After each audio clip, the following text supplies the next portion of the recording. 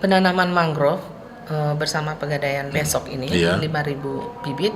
Ini adalah bagian dari grand design 7 tahun kami khusus untuk Desa Kapitu.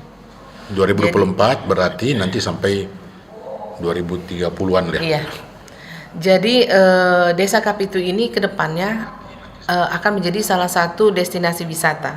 Kami sudah melakukan survei sosial ekonomi, survei ekologi, survei kesiapan masyarakat, dan kami mulai menggandeng pihak-pihak lain untuk sama-sama terlibat dalam rencana 7 tahun menjadikan desa wisata Kapitu.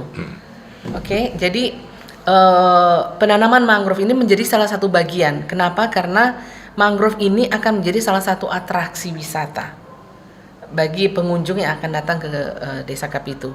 Seperti tadi yang Pak Donald katakan, hutan mangrove ini sangat benar, menyimpan potensi wisata yang sangat besar, baik bagi peneliti, para penyuka burung atau kita sebut birder begitu ya, Pak Donald. Kemudian edukasi untuk masyarakat. Iya. Ini hutan mangrove punya fungsi sebagai atraksi wisata yang sangat besar. Termasuk juga ke depan kita akan memberikan pelatihan kepada masyarakat bagaimana memanfaatkan buah mangrove untuk menjadi berbagai macam produk. Bukan hanya buah, termasuk daun dan sebagainya, bagian dari pohon mangrove. Tetapi tentu tetap dengan menjaga kelestarian dan keberlangsungan habitat mangrove ini ke depan. Jadi ada 7 grand design di sana. Salah satu atraksi mangrove. Kemudian ada wisata bawah air mereka. Terumbu karang, kita sudah melakukan restorasi lebih dari 1 hektar. Tetapi di luar yang kami restorasi, bawah air Desa Kapitu ini menyimpan potensi yang luar biasa, Mac Dive. Ini sudah dilakukan dengan kawan-kawan fotografi Indonesia atau APFI. Mereka sudah menemukan biota-biota Mac Dive yang ada di Lembe juga ada di Kapitu. Bahkan ada yang tidak ada di Lembe tapi ada di Kapitu.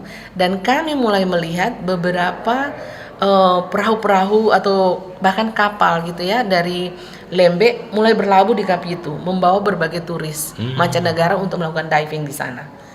Jadi kami sangat optimis 7 tahun ke depan Kapitu siap jadi desa wisata. Tapi tentu ini sangat ditentukan oleh keberhasilan, sangat dipengaruhi keterlibatan semua pihak, pemerintah yang ada di sana, Minsel khususnya, provinsi, asosiasi pariwisata, asosiasi fotografi, semua pihak dan perusahaan-perusahaan, pihak-pihak ketiga, private sector, termasuk donor internasional yang mau membantu dalam segi pendanaan.